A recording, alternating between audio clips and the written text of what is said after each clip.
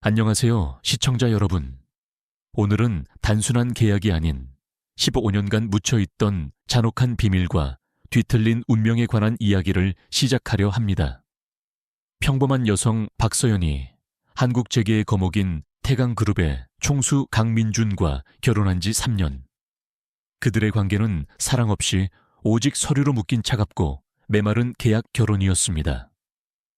강민준에게 박서연은 그저 가문에 필요한 장식품에 불과했으며 그들의 동거는 단 한 번도 진정한 부부의 생활을 담지 못했습니다. 그리고 마침내 그 3년이라는 계약 기간이 끝나는 날이 왔습니다. 서연은 마지막 자존심을 걸고 남편이 가장 좋아하는 음식들로 가득 찬 만찬을 홀로 준비했지만 민주는 약속 시간을 훌쩍 넘긴 자정계야 귀가했습니다. 그는 어떤 감정의 동요도 없이 서연 앞에 이혼 합의서를 내밀었습니다. 서연은 담담하게 자신의 서명을 덧붙였습니다. 그 순간 서연의 3년간의 외로운 결혼 생활이 공식적으로 종지부를 찍는 듯 보였습니다. 하지만 운명은 그들을 쉽게 놓아주지 않았습니다. 이혼 서류에 서명한 그 밤, 서연은 극심한 스트레스와 고열로 쓰러지고 맙니다. 그리고 그녀를 안아 올려 침실로 옮기던 민주는 서연의 등 뒤에 남겨진 오래된 푸른 나비 모양의 흉터물을 발견하게 됩니다.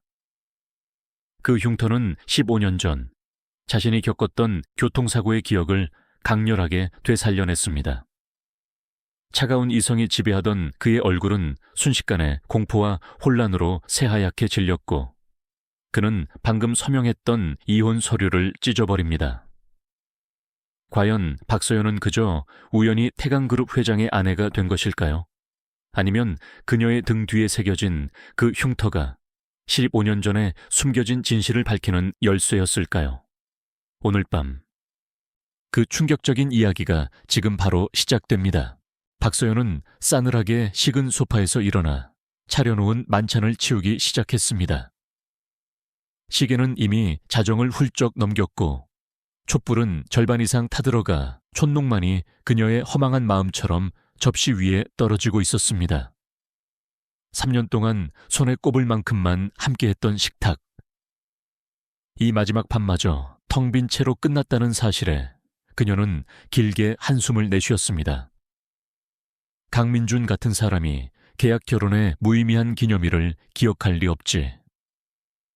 스스로를 타일렀지만 가슴 한구석은 미련한 기대감으로 시린 듯 아려왔습니다. 첫 접시를 들고 주방으로 향하려는 찰나 정문 밖에서 익숙한 최고급 세단의 엔진 소리가 고요한 대저택을 갈랐습니다. 심장이 철렁 내려앉았습니다.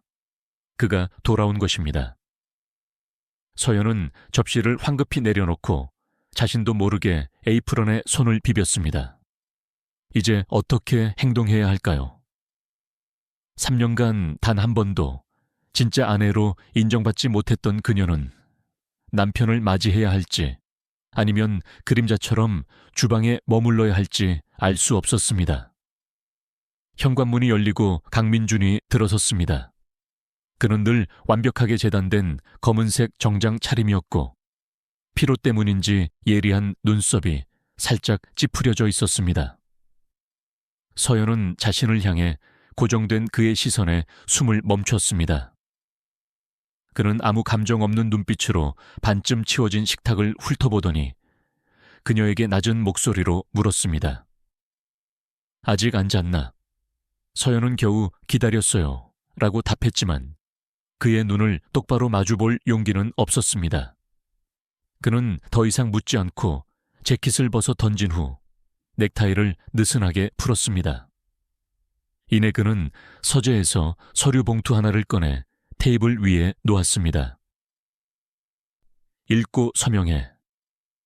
서연은 이미 그 안에 무엇이 들어있는지 알고 있었습니다. 바로 이혼 합의서였습니다.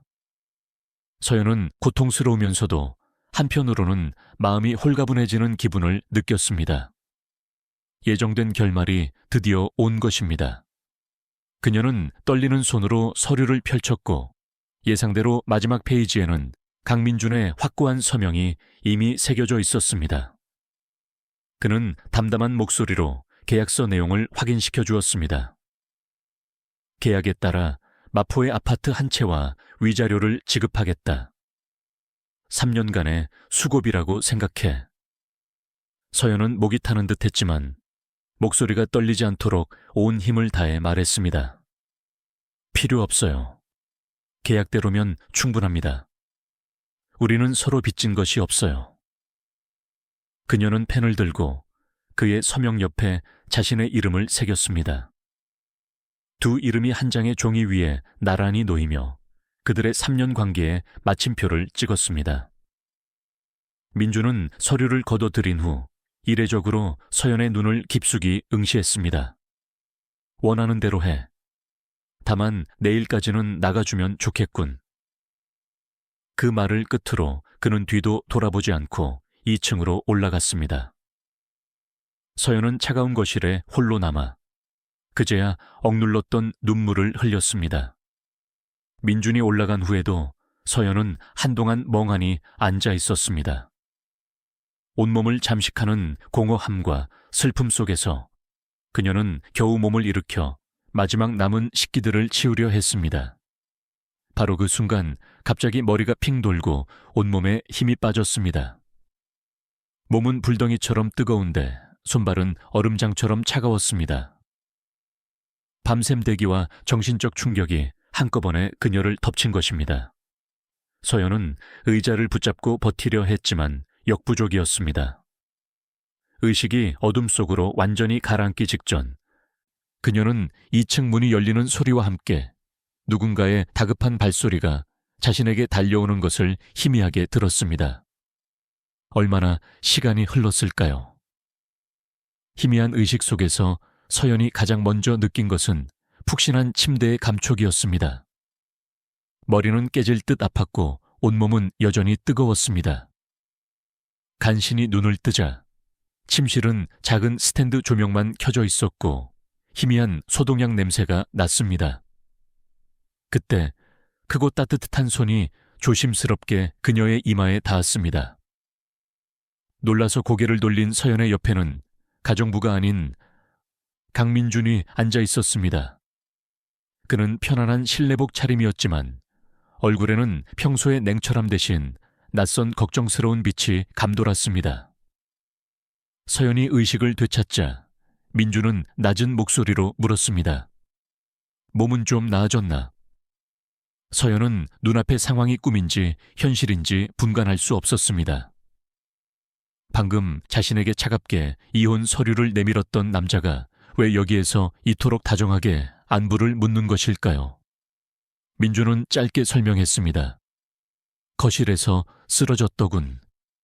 의사가 감기와 과로가 겹쳐 고열이 난 거라고 했다.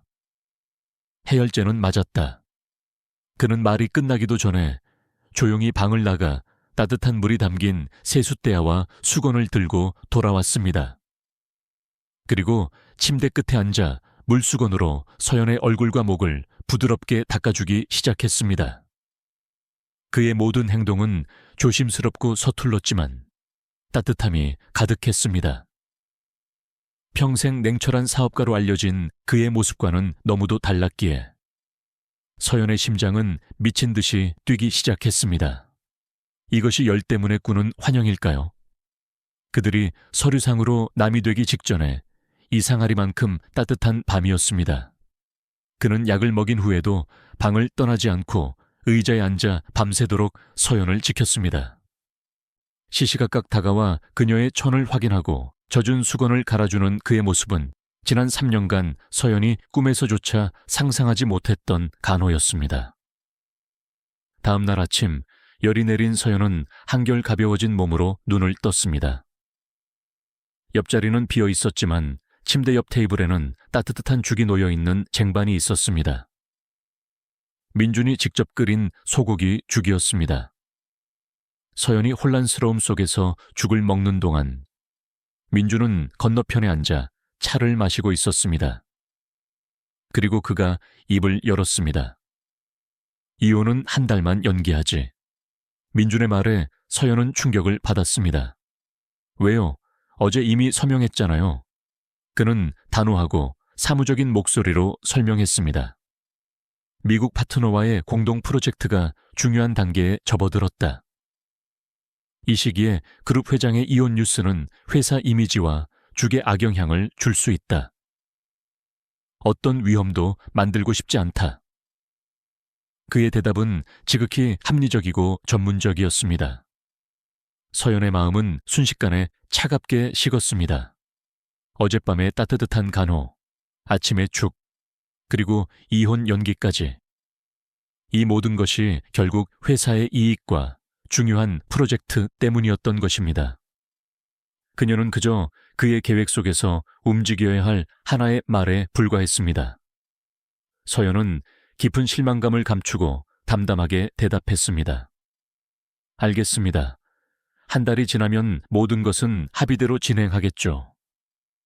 이렇게 그들의 계약 결혼은 예정된 종말 앞에서 회사의 이익이라는 이름으로 다시 한 달이라는 유예 기간을 얻게 되었습니다. 서연은 자신이 또다시 한 달 동안 가짜 아내 죄 굴레 속에서 고통받아야 한다는 사실에 깊은 피로감을 느꼈습니다. 그녀는 이 차갑고 거대한 저택에서 다시 홀로 남겨졌습니다. 이혼이 한 달 연기되고 난 후 박서연의 일상은 더욱 괴로워졌습니다. 강민주는 여전히 냉랭했고 서연은 그가 오직 자신의 사업 때문에 이 집에서 자신을 붙잡아 두고 있다는 사실을 뼈저리게 느꼈습니다. 그의 곁에서 느꼈던 어젯밤의 따스함은 순식간에 차가운 비즈니스 논리에 의해 지워진 듯 했습니다. 며칠 후 서연에게 청천벽력 같은 전화가 걸려왔습니다. 유일한 가족인 할머니가 위독하다는 소식이었습니다. 심근경색으로 위급한 상태이며 해외에서 들여와야 하는 특수 치료제가 필요하다는 것이었습니다. 그 약값은 일반인이 감당하기 어려운 천문학적인 금액이었습니다.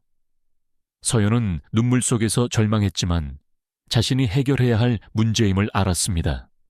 그녀는 민준에게 도움을 청할 수 없었습니다. 그들은 곧 남이 될 사이였고 더 이상 그에게 빚지고 싶지 않았습니다. 서연은 황급히 짐을 챙겨 병원으로 향했습니다. 할머니의 곁을 지키며 밤을 새우던 그녀는 문득 귀에 손을 가져갔다가 외할머니가 물려주신 진주 귀걸이 한쪽이 사라졌음을 깨달았습니다. 그녀에게 가장 소중한 유품이었습니다. 서연은 기억을 더듬었고 아마도 급하게 옷을 갈아입거나 민준의 전화를 받고 뛰쳐나올 때 집 어딘가에 흘린 것 같았습니다. 혹시 민준의 서재에서 뛰어나왔을 때 흘린 것은 아닐까 하는 불길한 예감이 들었습니다. 금단의 영역으로. 할머니의 상태가 잠시 안정된 후 서연은 귀걸이를 찾기 위해 태강그룹의 대저택으로 돌아왔습니다. 그녀는 민준과 마주치는 것이 두려웠지만 귀걸이를 포기할 수는 없었습니다. 마침 민준은 회사로 출근하고 없는 듯 했습니다. 그녀는 조심스럽게 2층 복도, 민준의 서재 앞으로 다가갔습니다. 서재는 민준이 자신의 허락 없이는 누구도 들어오지 못하게 엄격히 금지했던 이 집에서 유일하게 서연에게 닫힌 공간이었습니다. 호기심과 절박함이 뒤섞인 채 서연은 살짝 열린 서재 문틈으로 안을 엿보았습니다. 민준은 없었습니다. 그녀는 재빨리 안으로 들어섰습니다. 방은 미니멀리즘 스타일로 차가운 회색과 검은색 톤으로 꾸며져 있어 흡사 그의 성격을 그대로 투영하는 듯 했습니다. 그녀는 바닥에 무릎을 꿇고 귀걸이를 찾기 시작했습니다. 그녀의 시선은 문득 민준의 등 뒤 벽에 걸린 유화 한 점에 멈췄습니다. 서연은 숨을 들이켰습니다. 그것은 눈부신 햇살이 쏟아지는 발코니를 그린 그림이었습니다. 그녀는 그 그림을 선명하게 기억했습니다. 그것은 대학 시절 그녀가 모든 열정을 쏟아부었던 졸업 작품알이었습니다. 졸업 전시회 후 익명의 구매자가 엄청난 곡에 그 그림을 사갔었는데 그 익명의 구매자가 바로 강민준이었다니.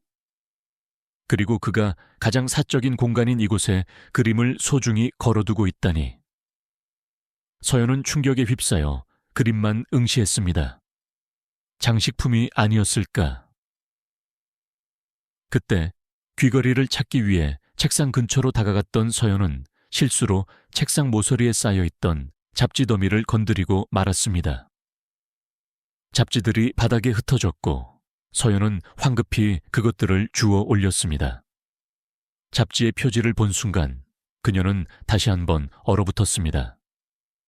그것들은 모두 인테리어 디자인 전문지였는데 그중 한 권의 표지에는 자신의 작은 회사가 막 완성한 프로젝트 사진료이 실려 있었습니다. 서연은 떨리는 손으로 다른 잡지들도 펼쳐보았습니다. 충격적이게도 모든 잡지에는 지난 3년간의 그녀와 그녀의 작업에 관한 기사와 사진들이 스크랩되어 있었습니다. 심장이 미친 듯이 뛰었습니다. 왜 그가 이런 것들을 모으고 있었을까요? 서연의 시선은 방 한구석에 잠겨있는 나무 캐비닛으로 향했습니다. 평소 같으면 결코 하지 않았을 행동이지만 그녀는 강한 충동을 느꼈습니다. 책상 위 상자 속에서 작은 열쇠 뭉치를 발견한 서연은 하나씩 시험해본 끝에 캐비닛 문을 열었습니다. 그 안에는 서류가 아닌 수십 권의 앨범이 가득했습니다. 그녀는 떨리는 손으로 앨범 한 권을 집어들었습니다. 첫 페이지에는 그녀가 디자인 스튜디오에서 열중하는 모습이 몰래 찍힌 사진이 있었고, 다음 페이지에는 공원에서 홀로 산책하는 모습, 또 다른 페이지에는 요양원에서 할머니와 다정하게 이야기하는 모습이 담겨 있었습니다. 수천 장의 사진들이 지난 3년간의 서연의 일상 거의 모든 순간을 기록하고 있었습니다. 남편분께서는 사모님을 정말 아끼십니다. 사모님. 남편분께서는 사모님을 정말 아끼십니다. 등 뒤에서 들려온 따뜻한 목소리에 서연은 화들짝 놀라 앨범을 덮었습니다. 가정부인 윤 여사였습니다. 그녀는 차 쟁반을 들고 있었고 전혀 놀라지 않은 듯 온화한 눈빛으로 서연을 바라보았습니다. 윤 여사는 조용히 쟁반을 내려놓고는 길게 한숨을 쉬었습니다. 이 사진들은 모두 사모님 몰래 남편분께서 사람을 시켜 찍게 하신 겁니다. 늘 곁에 있어 드리지 못하니 사모님께서 건강하고 즐겁게 지내시는지라도 매일 확인하고 싶어 하셨지요. 윤 여사는 벽에 걸린 졸업작품을 가리켰습니다. 저 그림도 마찬가지입니다. 그날 남편분은 학교 자선 경매에서 엄청난 돈을 주고 저 그림을 낙찰받으셨어요. 그림 속의 여인 서연이 작품을 완성하고 지었던 그 미소가 자신이 본 것 중 가장 눈부셨다고 말씀하셨지요. 서연은 충격으로 말을 잇지 못했습니다. 차갑고 무관심했던 남편 강민준이 자신만의 방식으로 조용히 그리고 깊이 그녀를 걱정하고 지켜보고 있었던 것입니다. 그녀는 사진 한 장을 집어들었습니다. 사진 속의 자신은 환하게 웃고 있었습니다. 그녀는 더 이상 눈물을 참을 수 없었습니다. 흐르는 눈물이 사진을 얼룩지게 했지만 그녀는 깨달았습니다. 지난 3년간 이 결혼 생활에서 그녀는 결코 혼자가 아니었다는 것을. 그녀의 마음속에 희미한 희망의 불빛이 다시 타오르기 시작했습니다. 전날 밤 서재에서 윤 여사에게 들은 이야기는 박서연의 마음을 온통 뒤흔들어 놓았습니다. 잠 못 이루는 밤을 보낸 그녀는 강민준을 향한 자신의 감정이 단순한 미련이 아니라 어쩌면 그 역시 자신에게 알 수 없는 마음을 품고 있었을지도 모른다는 희망으로 가득 찼습니다. 다음 날 아침, 서연은 복잡한 심경으로 식탁에서 민준과 마주 앉았습니다. 모든 것을 확인하고 싶었지만 어젯밤 일에 대해서는 이런 방우도 없는 그의 냉랭함에 서연은 다시 혼란스러워졌습니다. 며칠 후 서연의 할머니가 해외 전문가의 치료 덕분에 기적적으로 안정세를 되찾았다는 소식이 전해졌습니다. 그리고 바로 그때 태강그룹으로부터 공식적인 통지서가 도착했습니다. 서연의 작은 디자인 회사가 수천억 원 규모의 새로운 고급 리조트 건설 프로젝트의 파트너로 지정되었다는 내용이었습니다. 그리고 태강그룹 측에서 이 프로젝트를 직접 책임질 인물은 다름 아닌 강민준이었습니다. 경력 면에서 엄청난 기회였지만 그의 직속에서 일해야 한다는 사실은 작은 부담이 아니었습니다. 태강그룹 대회의실에서 열린 첫 회의는 엄숙함 그 자체였습니다. 상석에 앉은 민준의 얼굴은 얼음처럼 차가웠고 그의 예리한 눈빛은 그녀의 모든 제안을 꿰뚫어 볼 듯했습니다. 서연이 야심차게 준비한 3가지 디자인 시안은 모두 그의 냉정한 논리와 완벽주의 앞에서 무참히 거절당했습니다. 너무 안전하다, 비현실적이다, 아이디어는 좋으나 기능성이 떨어진다. 그녀의 자존심은 크게 상했지만 서연은 물러서지 않고 프로로서 자신의 디자인을 논리적으로 변호했습니다. 2시간에 걸친 치열한 논쟁 끝에 민주는 마침내 작은 긍정을 표했습니다. 알겠다. 3일 주겠다. 방금 나눈 대화를 토대로 제 3안을 보완해라. 완벽한 디자인을 보여주었으면 좋겠다. 그의 인정은 서연에게 또 다른 형태의 전율을 주었습니다. 그들의 관계는 비즈니스 영역에서 새로운 차원으로 진입한 듯 했습니다. 며칠 후 민주는 일주일간 싱가포르 출장을 떠났습니다. 그가 떠나자 대저택은 다시 고요해졌고 서연은 오랜만에 친구인 정은미의 생일 파티에 참석했습니다. 오랜만에 만난 친구들과의 즐거운 대화 속에서 서연은 잠시 마음의 짐을 내려놓았습니다. 분위기가 무르익었을 때 한 친구가 불쑥 소리쳤습니다. 얘들아, 너희 강 회장의 첫사랑 차유진 씨 이야기 들었어? 그 태강그룹 자회사 사장 딸인데 곧 귀국한대. 서연의 귀가 멍해졌습니다. 첫사랑이라니. 그녀는 3년 동안 결혼 생활을 하면서도 단 한 번도 민준의 입에서 그런 이야기를 들어본 적이 없었습니다. 다른 친구들이 속삭였습니다. 둘이 어릴 때부터 소꿉친구였고 그때 유진 씨 집안 사정으로 해외로 급히 떠나지만 않았으면 지금쯤 태강그룹 사모님은 유진 씨였을 거라고 하더라. 친구들의 속삭임은 서연의 심장에 비수처럼 꽂혔습니다. 그때 서연이 듣고 싶지 않았던 목소리가 등 뒤에서 들려왔습니다. 그들의 말이 맞아.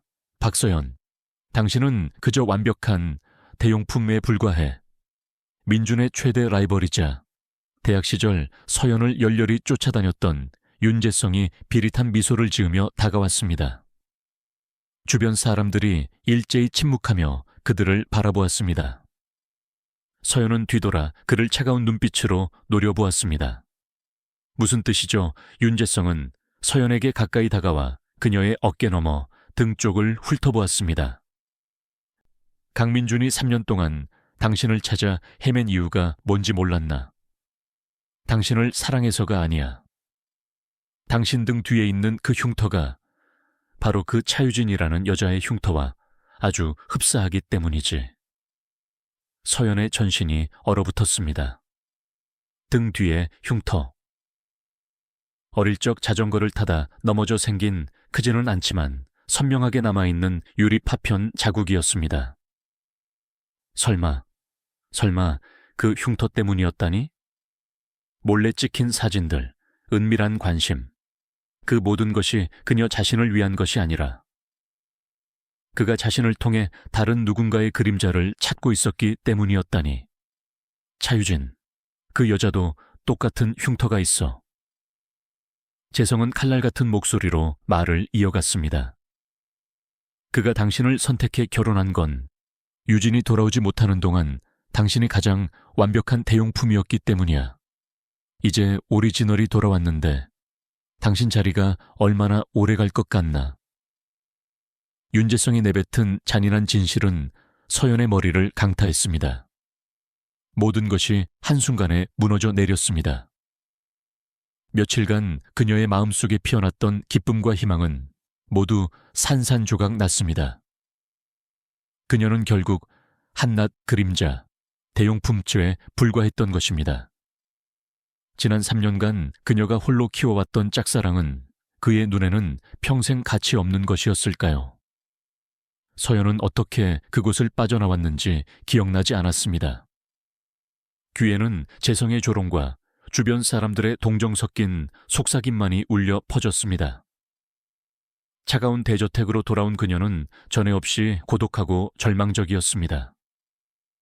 그녀는 더 이상 이곳에 단 1초도 머물고 싶지 않았습니다. 누군가의 그림자로 살고 싶지 않았습니다. 자신에게 헛된 환상을 심어주고 무참히 벼랑 끝으로 밀어넣은 이 장소를 떠나야 했습니다. 서연은 옷장을 열고 망설임 없이 캐리어를 꺼내 자신의 물건들을 무자비하게 던져 넣기 시작했습니다. 그녀의 눈에서는 이미 눈물조차 나오지 않았습니다. 마음이 너무 아프면 눈물마저도 말라버린다는 것을 그녀는 지금 깨닫고 있었습니다. 그녀에게 남은 유일한 행동은 도피뿐이었습니다. 박서연은 무거운 여행 가방을 끌고 거실로 내려왔습니다. 그녀의 표정은 이미 모든 것을 포기한 사람처럼 텅 비어 있었습니다. 더 이상 미련도 희망도 없었습니다. 그녀는 자신을 대용품으로 이용한 이 차가운 집에서, 그리고 잔인한 강민준이라는 남자에게서 벗어나기 위해 문을 향해 걸어갔습니다. 바로 그때 현관문이 갑작스럽게 열렸습니다. 강민준이었습니다. 일주일 출장이라던 그는 겨우 나흘 만에 돌아왔습니다. 그의 모습은 늘 완벽했던 평소와는 완전히 달랐습니다. 얼굴은 창백했고 넥타이는 풀어 헤쳐졌으며 셔츠는 구겨져 있었습니다. 그는 지독하게 피곤해 보였지만 문 옆에 놓인 서연과 그녀의 짐 가방을 발견하자마자 그의 날카로운 미간이 좁혀졌습니다.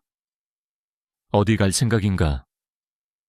그의 목소리는 쉬어 있었고 차가운 눈빛에는 분노가 서려 있었습니다. 서연은 고개를 들어 그의 눈을 똑바로 응시했습니다. 더 이상 두려울 것도 숨길 것도 없었습니다. 그녀는 터져 나오려는 눈물을 억지로 참아내며 말했습니다. 당신과는 상관없는 일이에요. 우리는 곧 이혼할 거니까요. 민주는 비틀거리며 서연 쪽으로 다가왔습니다. 누가 멋대로 가도 좋다고 했지. 하지만 그는 말을 끝맺지 못했습니다. 그의 거대한 몸이 갑자기 힘없이 바닥으로 무너져 내렸습니다. 쿵소리와 함께 바닥에 쓰러진 그의 몸은 불덩이처럼 뜨거웠습니다. 서연은 놀라 황급히 짐 가방을 던져두고 그를 부축했습니다. 마음속에는 그에 대한 원망과 고통이 가득했지만 이 순간 그를 외면할 수는 없었습니다. 서연은 온 힘을 다해 그를 침실로 끌어올리듯 부축해 침대에 눕혔습니다. 이제 그들의 역할은 완전히 뒤바뀌어 있었습니다. 그녀가 간호하는 사람이 되었고 그는 그곳에 무력하게 누워있는 환자가 되었습니다. 그녀는 해열제를 찾고 따뜻한 물수건으로 그의 몸을 닦아주었습니다. 냉철했던 표정이 사라진 그의 얼굴을 보자 서연은 어찌할 수 없이 마음이 약해지는 것을 느꼈습니다. 밤이 깊어지자 민주는 고열에 시달리며 헛소리를 하기 시작했습니다. 그는 계속해서 누군가의 이름을 불렀지만 서연은 그 이름을 명확하게 알아들을 수 없었습니다. 그때 민준이 서연의 손을 꽉 잡았습니다. 그의 눈은 감겨 있었지만 속눈썹은 심하게 떨리고 있었습니다. 가지마. 제발, 나를 혼자 두지 마. 그는 고통스러운 듯 애원하듯 중얼거렸습니다. 그리고 그는 75년 전의 이야기를 시작했습니다. 교통사고, 차 안에 갇혀있던 나와 한 소녀. 그 아이가 나를 구해줬어. 서연의 심장이 멎는 듯 했습니다. 15년 전 교통사고. 그 아이 등에는 흉터가 있었지. 당신처럼. 뜨거운 숨결이 서연의 손에 와 닿았습니다. 그는 계속해서 헛소리를 이어갔습니다. 그리고 머리 장식, 파란 나비 모양의 머리 장식이었어. 나는 15년 동안 그 아이를 찾아 헤맸어. 서연은 그 자리에서 얼어붙었습니다. 어린 시절의 모든 기억이 갑자기 생생하게 되살아났습니다. 15년 전, 하교 길. 그녀는 나무에 충돌한 차량 사고를 목격했습니다. 소년 차 안에 갇혀 피를 흘리던 소년을 보았습니다. 구조. 그녀는 망설임 없이 돌로 창문을 깨고 차가 폭발하기 직전 그 소년을 끌어냈습니다. 흉터와 머리 장식. 그 혼란 속에서 그녀는 할머니가 새로 사주셨던 파란 나비 모양의 머리 장식관을 잃어버렸습니다. 그녀의 등 또한 유리 파편에 긁혀 지금도 흉터로 남아 있었습니다. 설마 그때의 그 소년이 당신이었나요? 민주는 헛소리 속에서도 서연을 인식한 듯 했습니다. 그는 그녀를 가까이 끌어당겨 서연의 목에 얼굴을 묻더니 울부짖는 듯한 목소리로 말했습니다. 찾았다. 드디어 당신을 찾았어. 이제 다시는 내 곁을 떠나지 마. 그의 말, 그의 나약한 모습, 그리고 방금 밝혀진 충격적인 진실이 서연의 마음속 마지막 방어선을 무너뜨렸습니다. 눈물이 봇물 터지듯 쏟아졌습니다. 원망도 고통도 모두 사라지고 3년간 억압했던 사랑과 극한의 감동만이 남았습니다. 그가 자신을 차유진으로 착각하고 있는지 아니면 진정으로 자신을 알아본 것인지는 중요하지 않았습니다. 이 순간만큼은 그녀는 아무것도 생각하고 싶지 않았습니다. 서연은 팔을 뻗어 그를 힘껏 안아주었습니다.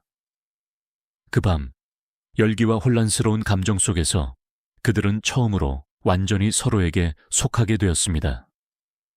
그들의 결혼은 계약으로 시작되었지만 진정한 운명은 15년 전 그 교통사고의 순간부터 시작되었던 것입니다. 서연은 깨달았습니다. 그녀는 대용품이 아니었습니다. 그녀 자신이 바로 오리지널이었고 강민준이 그토록 찾아 헤매던 유일한 사람이었던 것입니다. 폭풍우 치던 바깥과 달리 그들의 침실은 처음으로 격렬하고 따뜻한 진실로 가득 찼습니다. 다음 날 아침 박서연은 강민준의 따뜻한 품에서 눈을 떴습니다. 커튼 틈으로 비치는 아침 햇살이 그의 잘생긴 얼굴을 비추었고 그의 호흡은 규칙적이고 안정되어 있었습니다. 그녀의 마음속에는 달콤한 행복감이 퍼져나갔습니다. 하지만 그녀가 그의 얼굴에 손을 뻗으려는 순간 그의 속눈썹이 미세하게 떨리더니 그가 천천히 눈을 떴습니다. 그들의 시선이 교차했고 그의 눈빛은 잠시 동안의 놀라움과 혼란을 거쳐 곧바로 어젯밤의 다정함은 찾아볼 수 없는 차갑고 냉정한 표정으로 변했습니다. 그는 서연을 밀쳐내고 낯선 사람을 보듯 그녀를 응시했습니다. 민주는 아무 말 없이 일어나 욕실로 들어갔고 그의 행동은 행복감에 젖어 있던 서연의 심장에 비수를 꽂는 듯 했습니다. 어젯밤의 일은 그저 열 때문에 빚어진 실수였을까요? 아니면 그는 제정신으로 돌아와 자신이 원했던 차유진이 서연이 아님을 깨달은 것일까요? 그의 냉랭함은 어떤 비난의 말보다도 더 잔혹했습니다. 그는 옷을 갈아입고 서연을 한 번도 돌아보지 않은 채 방을 나섰고 그날 하루 종일 서연을 피했습니다. 넓은 저택은 이전보다 더 숨막히는 공간이 되었습니다. 서연은 자신이 너무나도 비참했습니다. 며칠 후 서연은 민준에게서 전화 한 통을 받았습니다. 10시까지 그룹 본사 내 사무실로 와. 할 이야기가 있다. 여전히 차갑고 명령조인 그의 목소리였습니다. 서연은 진실을 그의 입에서 직접 듣고 싶었습니다.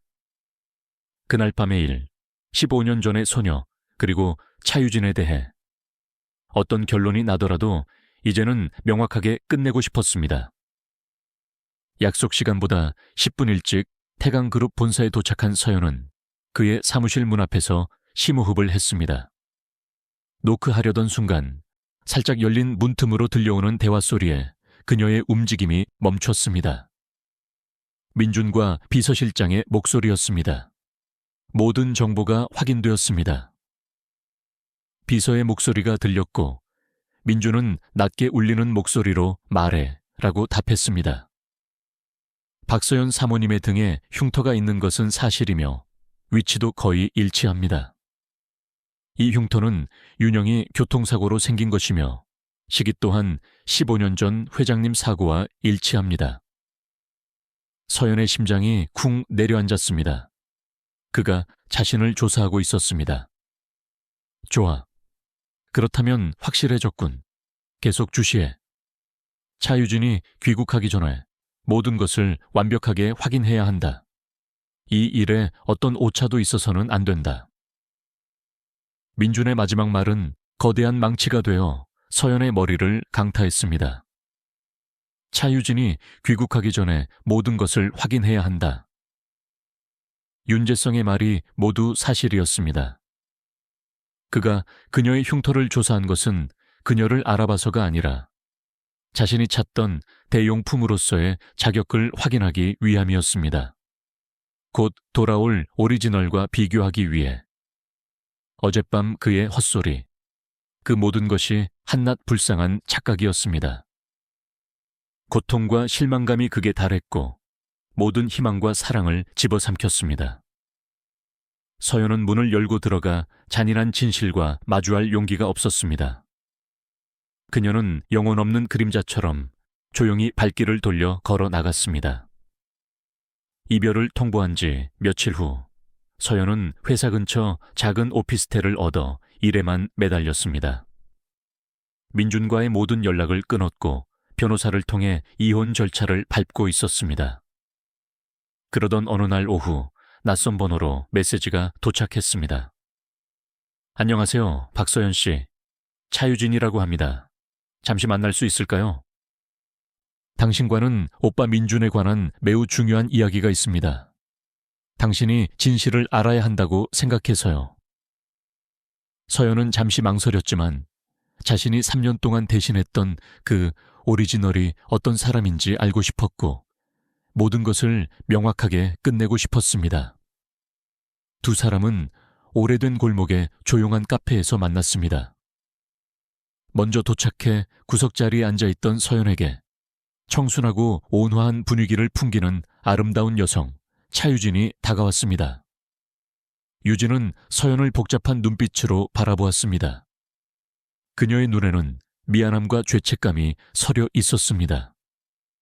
유진은 깊게 심호흡을 한 후 떨리는 목소리로 말했습니다. 박서연 씨, 저는 당신에게 사과하고 15년간 숨겨져 왔던 진실을 전하기 위해 왔습니다. 서연은 미간을 찌푸렸습니다. 15년 전 그 교통사고에서 강민준 오빠를 구해준 건 제가 아니라 당신이었어요. 유진의 충격적인 고백에 서연은 그 자리에서 굳어버렸습니다. 그때 사고를 낸 것도 저예요. 저는 너무 무서워서 근처 수풀에 숨어 모든 것을 봤어요. 당신이 용감하게 창문을 깨고 오빠를 끌어내는 것, 당신이 파란 나비 머리 장식을 떨어뜨리고 등에 흉터를 입는 것을 전부 봤습니다. 그녀의 한마디 한마디가 믿기지 않았습니다. 유진은 흐느꼈습니다. 그 후 사람들이 모여들었을 때 저는 너무 겁이 나서 죄를 인정할 용기가 없었어요. 민준 오빠가 병원에서 깨어나 누가 자신을 구해줬냐고 물었을 때 저는 순간적인 나약함과 욕심으로 거짓말을 했어요. 제가 그의 안한 은인인 것처럼 행동했죠. 이 15년간 그 거짓말이 매일 저를 괴롭혔어요. 오빠는 저에게 매우 잘해줬지만 저를 사랑한 적은 없었어요. 그는 늘 당신을 옛날 그 소녀를 찾아 헤매고 있었죠. 오빠가 당신과 결혼했다는 소식을 들었을 때 저는 더 이상 침묵해서는 안 된다는 것을 깨달았습니다. 모든 것을 제자리로 돌려놓아야 한다고 생각했어요. 박서연 씨, 정말 죄송해요. 당신의 신분을 훔친 것을 사과합니다. 당신에게 많은 오해와 고통을 안겨준 것을 사과해요. 서연은 넋을 잃고 앉아 있었습니다. 머릿속이 새하얘졌습니다. 진실이 너무나도 갑작스럽고 충격적이어서 소화할 수 없었습니다. 아무도 누구의 대용품도 아니었습니다. 강민준이 15년간 찾아 헤매던 인물은 차유진도 다른 어떤 그림자도 아니었습니다. 그 인물은 처음부터 끝까지 오직 한 사람, 박서연 자신이었던 것입니다. 모든 오해와 고통이 녹아내리는 듯 했습니다. 하지만 진실이 밝혀진 순간 또 다른 아픔이 밀려왔습니다. 민주는 자신을 찾았습니다. 맞습니다. 하지만 그는 옛날 그 소녀를 찾은 것이지 지금의 서연을 찾은 것은 아니었습니다. 그가 자신을 냉대하고 조사했던 모든 행동은 결국 과거의 그림자를 확인하기 위함이었습니다. 그녀의 사랑, 그녀 자신은 여전히 그의 눈에 진정으로 존재하지 않았던 것처럼 느껴졌습니다. 혼란스러운 그때 주머니 속의 전화가 요란하게 울렸습니다. 요양원의 번호였습니다. 다시 불길한 예감이 서연을 덮쳤습니다. 전화기 너머 간호사의 목소리는 지난번보다 훨씬 절박했습니다. 박서연 씨, 지금 당장 와주세요. 할머님께서 다시 위독하십니다. 신부전으로 상태가 매우 안 좋습니다. 이곳에서는 대응이 어려우니 지금 당장 고도 의료기관으로 이동해야 합니다. 서연의 머릿속에 큰 폭발음이 울리는 듯 했습니다. 사랑에 대한 오해나 생각은 모두 사라지고 극도의 공포만이 그녀를 덮쳤습니다. 그녀는 광적으로 택시를 잡고 할머니가 이송될 병원으로 향했습니다. 왜 하늘은 자신이 겨우 한 줄기 빛을 찾았을 때 그것을 무참히 꺼버리는 것일까요? 서연이 미친 듯이 택시를 잡아 병원에 도착했을 때 할머니는 이미 응급처치실로 옮겨지고 있었습니다. 창백한 얼굴과 감긴 눈의 할머니를 겨우 한순간 볼 수 있었을 뿐 응급처치실 문은 서연 앞에서 쾅 닫히며 두세 개를 격리시켰습니다. 서연은 복도의 차가운 의자에 주저앉았습니다.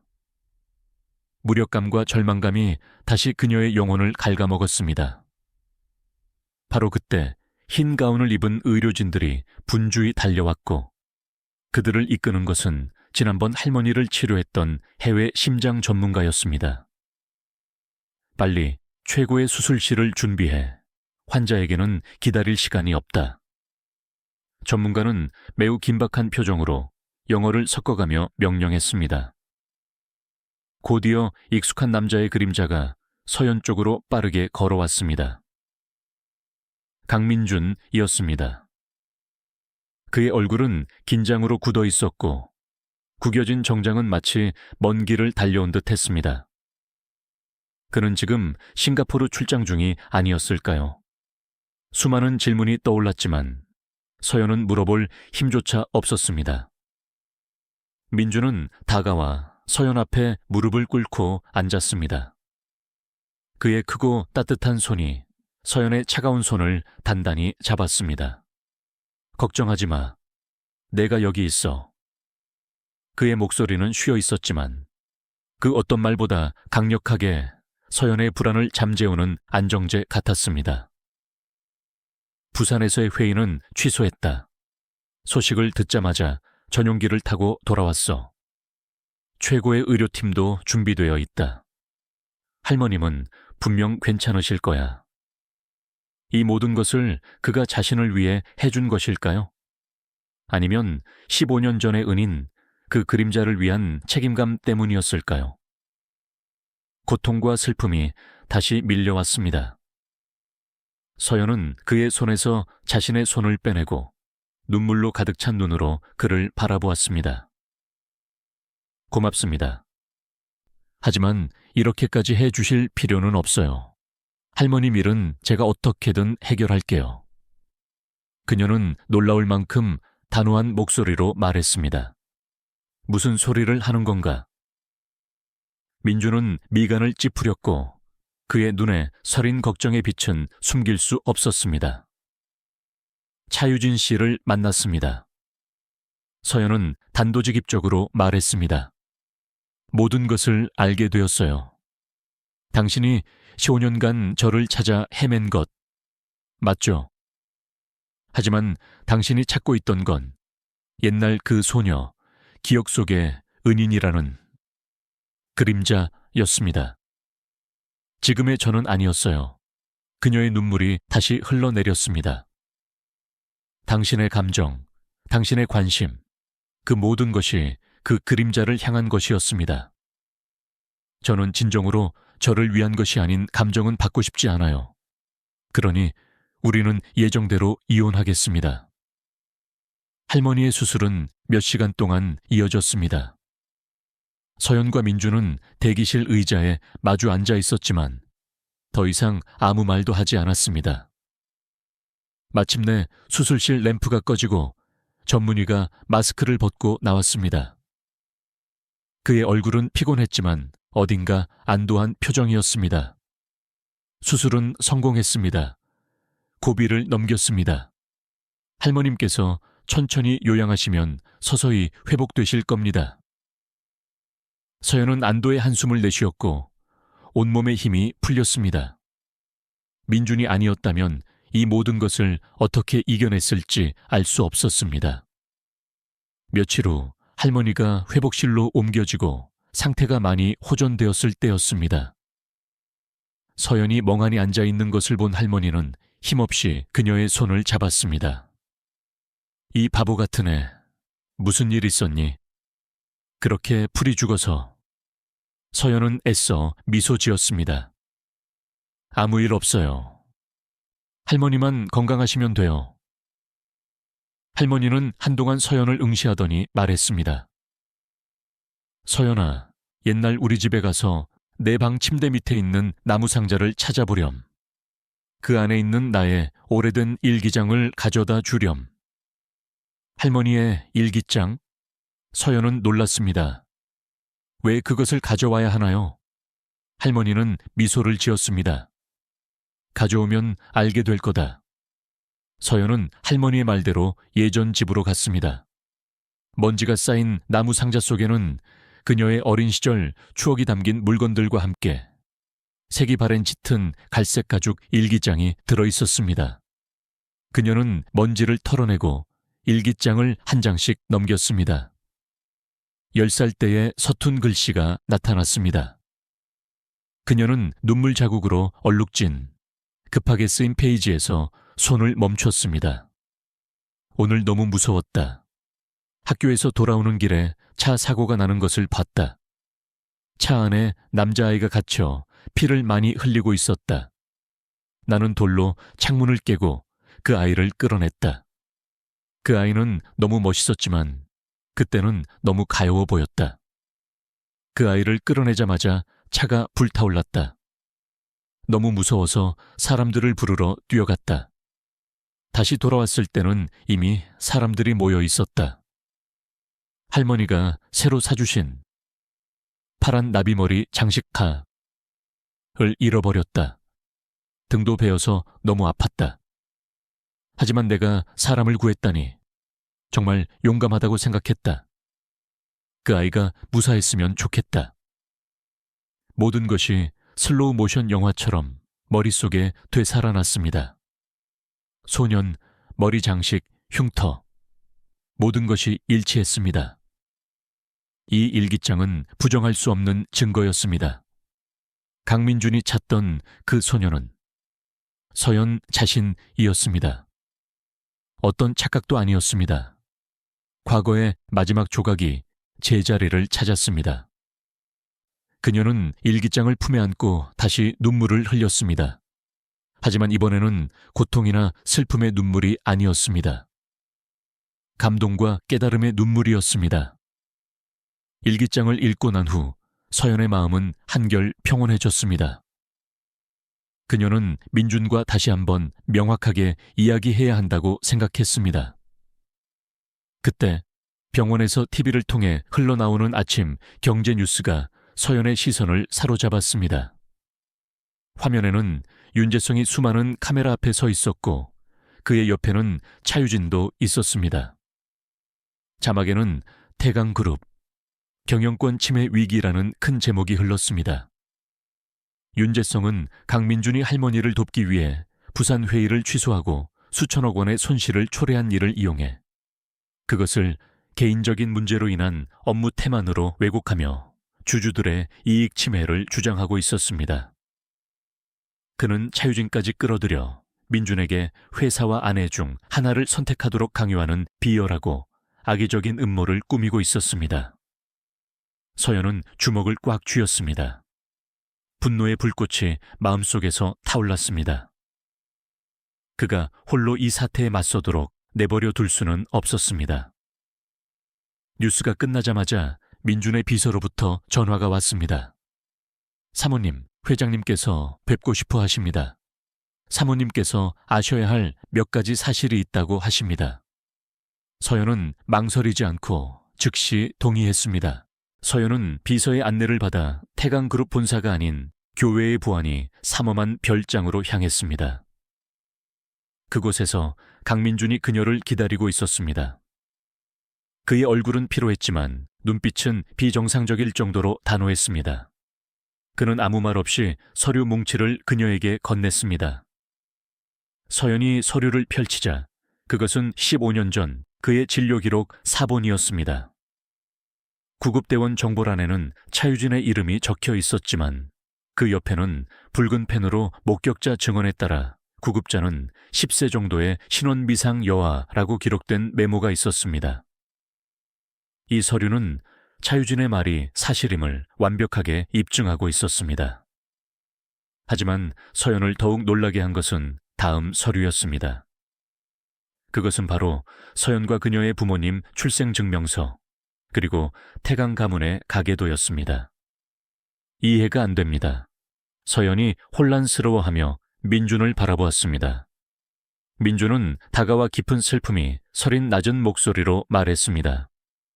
서연아, 내 아버님은 태강안식, 내 작은 아버지셨다. 서연은 벼락을 맞은 듯 했습니다. 그럼 저와 당신은 그녀의 생각을 읽기라도 한 듯 그는 서둘러 설명했습니다. 걱정 마. 우리에게 피가 이어진 혈연 관계는 없어. 내 작은 아버지는 할아버지의 양자였다. 어려서 입양되어 길러졌지.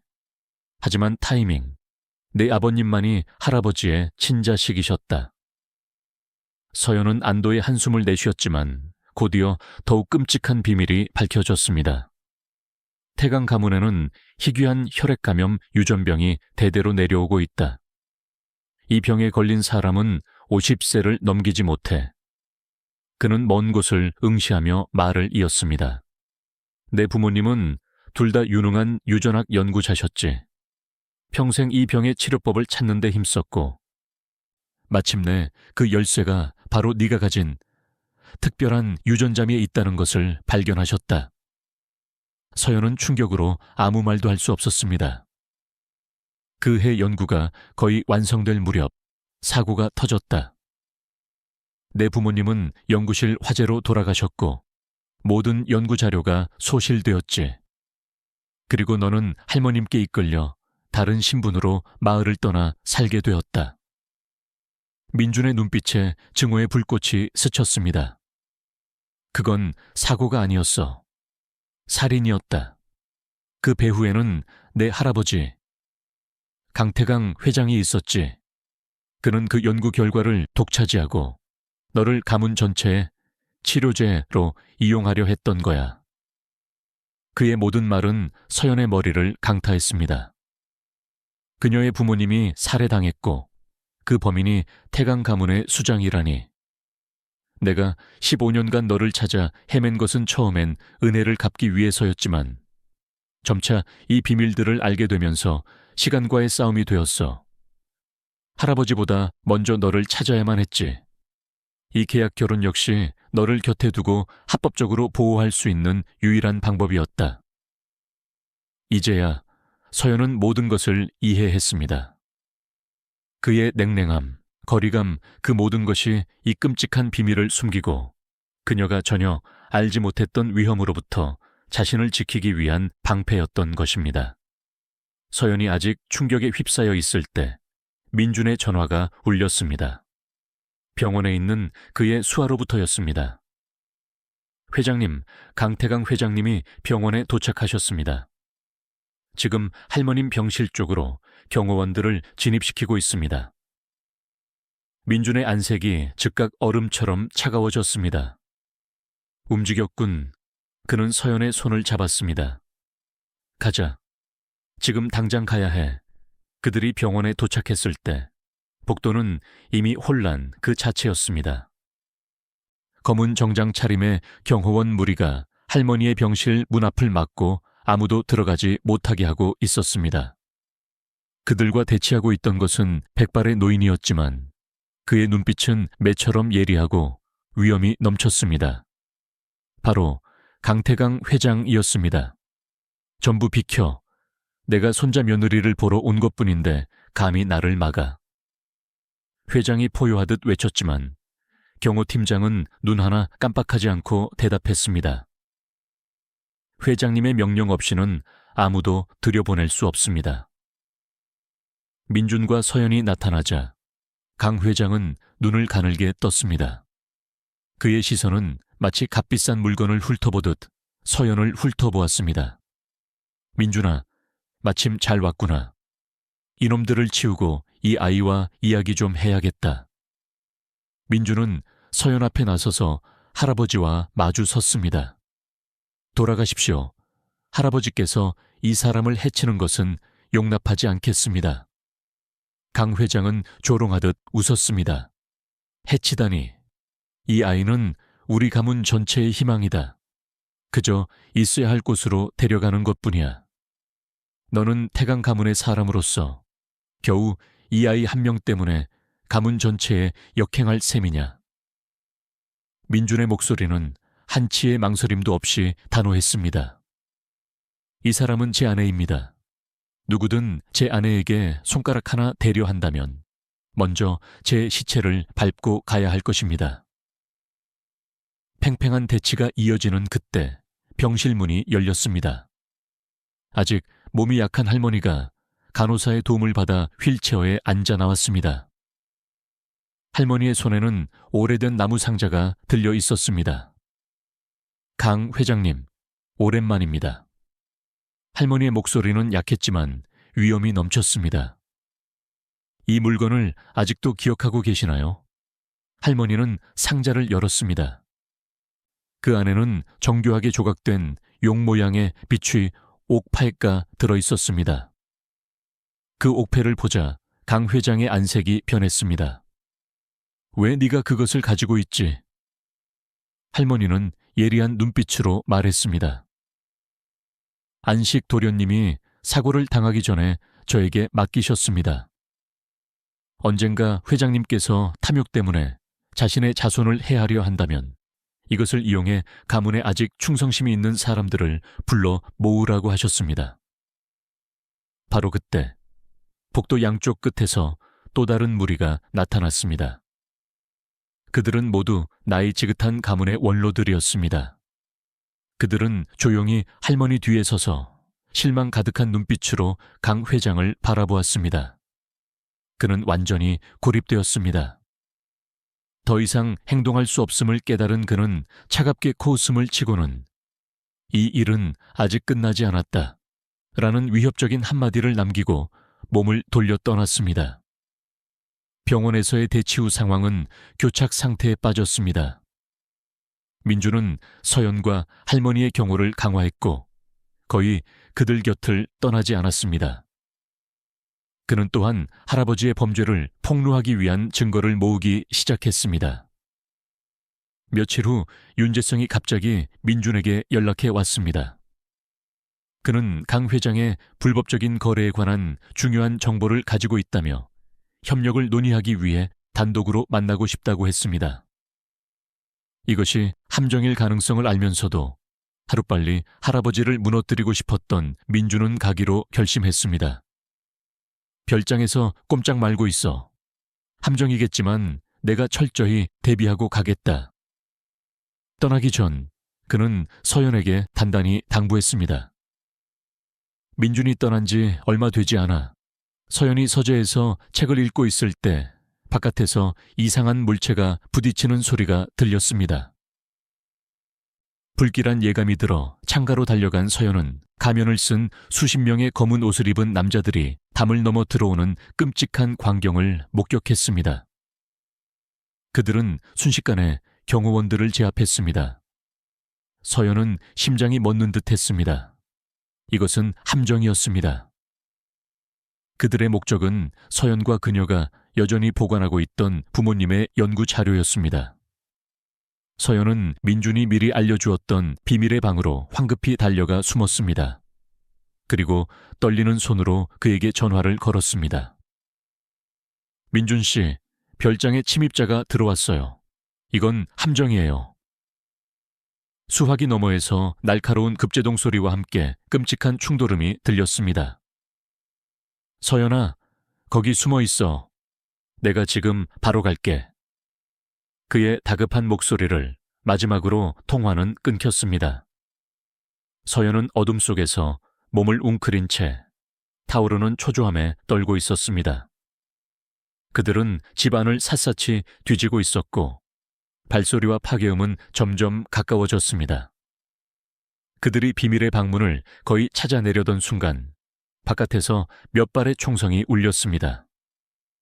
민준의 부대가 때맞춰 도착한 것입니다. 치열한 총격전이 벌어졌습니다. 서연은 구출되었지만 민준은 그렇지 못했습니다. 그는 돌아오는 길에 매복 공격을 당했습니다. 그의 차는 전복되었고 혼란 속에서 그는 부상을 입었습니다. 민준은 팔에 가벼운 상처를 입었지만 이번 사건으로 모든 것이 한계에 도달했습니다. 그는 더 이상 기다릴 수 없다고 깨달았습니다. 다음 날 태강그룹은 윤재성이 일으킨 위기를 해결하기 위해 긴급 임시 주주총회를 소집했습니다. 이것이 민준이 상황을 역전시킬 마지막 기회였습니다. 서연은 그와 함께 가겠다고 주장했습니다. 당신 혼자 그들과 맞서게 할 수 없어요.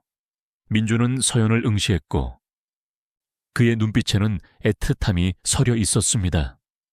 그는 작게 고개를 끄덕였습니다. 그룹 대회의 실은 사람들로 가득 찼습니다. 거의 모든 이사와 주요 주주들이 참석했습니다. 강태강 회장은 명예석에 앉아 있었고 그 옆에는 승리에 찬 표정의 윤재성이 있었습니다. 신사숙녀 여러분, 윤재성이 일어나 연설을 시작하려 했습니다. 강민준이 그의 말을 가로막았습니다. 그는 팔에 붕대를 감은 채 일어섰고 모든 시선이 그에게 집중되었습니다. 그는 대형 스크린에 자신이 모은 모든 증거를 투영했습니다. 강 회장의 의심스러운 거래 내역과 불법 계약서, 그리고 윤재성이 자신을 공격하기 위해 함정을 설치했음을 시인하는 영상까지. 마지막에는 15년 전 사고의 모든 진실을 밝히는 차유진의 녹음된 고백이 흘러나왔습니다. 회의실은 충격에 휩싸였고 강 회장과 윤재성의 얼굴은 잿빛처럼 하얗게 변했습니다. 전부 거짓이다. 이 불효자 녀석, 감히 네 할아버지를 함정에 빠뜨리다니. 강 회장이 테이블을 치며 소리쳤습니다. 모든 것이 혼란에 빠진 가운데 강 회장의 부하로 보이는 한 남자가 갑자기 품속에서 총을 꺼내 서연을 향했습니다. 전부 움직이지 마. 사람들은 공포에 질려 비명을 질렀습니다. 남자는 이성을 잃은 듯 보였고 그의 손가락은 방가소의 위에서 떨리고 있었습니다. 민준은 망설임 없이 서연 쪽으로 뛰어들어 자신의 몸으로 그녀를 가렸습니다. 총성. 귀를 찢을 듯한 총성이 울려 퍼졌습니다. 총알은 서연에게 향하지 않았습니다. 남자는 혼란을 틈타 도망가려던 나이든 주주 중 한 명을 향해 발포했습니다. 민주는 반사적으로 뛰어나가 그 주주를 밀쳐냈습니다. 그 순간 총알은 그의 어깨에 박혔습니다. 그는 고통스러운 신음을 내며 바닥에 쓰러졌고 상처에서 피가 흘러나와 흰 셔츠를 붉게 물들였습니다. 민준 씨. 서연은 비명을 지르며 그에게 달려갔습니다. 눈물이 폭포수처럼 쏟아졌습니다. 다행히 총알은 급소를 비껴갔습니다. 강민주는 일주일간의 치료 끝에 위기를 넘겼습니다. 총알은 어깨를 관통했지만 생명에는 지장이 없었고 다행히도 후유증 없이 회복될 수 있었습니다. 그 후 모든 일들이 물 흐르듯 해결되었습니다. 강태강 회장은 충격과 범죄 사실이 만천에 드러난 여파로 정신병원에 입원하게 되었고 윤재성과 다른 적대 세력들은 법의 심판을 받았습니다. 태강그룹은 유능하고 충성스러운 인물들의 지휘 아래 정화되었습니다. 한 달 후 민주는 퇴원했습니다. 그는 오래된 대저택으로는 돌아가지 않고 서연을 해변가의 아름다운 작은 집으로 데려갔습니다. 그가 오래전부터 그들만을 위해 사두었던 장소라고 했습니다. 그날 오후 눈부신 저녁 노을 아래에서 민주는 서연 앞에 무릎을 꿇었습니다.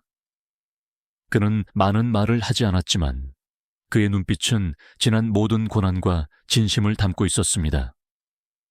그는 붉은 벨벳 상자를 꺼냈습니다. 그 안에는 파란 나비 모양의 반짝이는 다이아몬드 음가 박힌 지극히 섬세하게 디자인된 반지가 들어있었습니다. 지난 3년간 네가 겪은 모든 상처와 고통을 알고 있다. 내가 좋은 남편이 아니었음도 알고 있어. 하지만 이제 내게 기회를 주겠나. 너를 사랑하고 지키며 평생에 걸쳐 너에게 속죄해 나갈 기회를. 나와 결혼해 주겠나? 서연의 뺨을 타고 행복의 눈물이 흘러내렸습니다. 그녀는 작게 고개를 끄덕였습니다. 네, 민준 씨.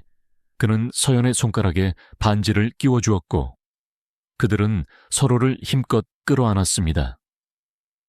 그들의 키스는 15년간의 오해, 고통 그리고 숨겨진 진실이 모두 녹아내린 듯 간절하고 깊었습니다. 그때 갑자기 서연에게 왈칵 구역질이 올라왔습니다. 그녀는 황급히 욕실로 달려갔습니다. 민주는 놀라 그녀의 뒤를 따랐습니다. 서연의 창백한 얼굴을 본 그는 갑자기 걸음을 멈추더니 그의 눈에 끝없는 기쁨이 떠올랐습니다. 다음 날 병원에서 의사는 미소를 지으며 말했습니다. 축하드립니다. 사모님은 임신입니다. 그것도 상둥인입니다. 1년 후 햇살이 쏟아지는 작은 정원에 웃음소리가 가득했습니다. 냉철했던 강 회장, 강민주는 이제 머리가 헝클어진 채 작은 딸을 안고 있었고 서연은 활발한 아들을 품에 안고 있었습니다. 태양아, 동생 태희, 살살 안아줘야지.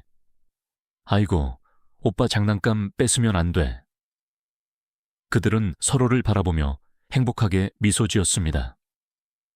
모든 폭풍이 지나간 후 마침내 새벽이 찾아왔습니다. 그들의 사랑은 모든 시련과 오해, 그리고 음모를 이겨내고 마침내 달콤한 결실을 맺은 강인한 생명력 그 자체였습니다. 푸른 나비처럼 자유롭고 영원한 그들의 사랑은 태강그룹을 넘어 온 세상을 따뜻하게 비추는 빛이 되었습니다. 서연은 이제 진정한 태강그룹의 안주인이자 한 남자의 영원한 사랑이며 두 아이의 자랑스러운 엄마였습니다. 그녀의 등 뒤의 흉터는 더 이상 대용품의 상처가 아닌 15년 전 운명을 만들고 진정한 사랑을 지켜낸 용기 있는 은인의 훈장이었습니다. 그들의 결혼 계약은 끝났지만 그들의 진정한 사랑의 이야기는 지금부터 영원히 계속될 것입니다.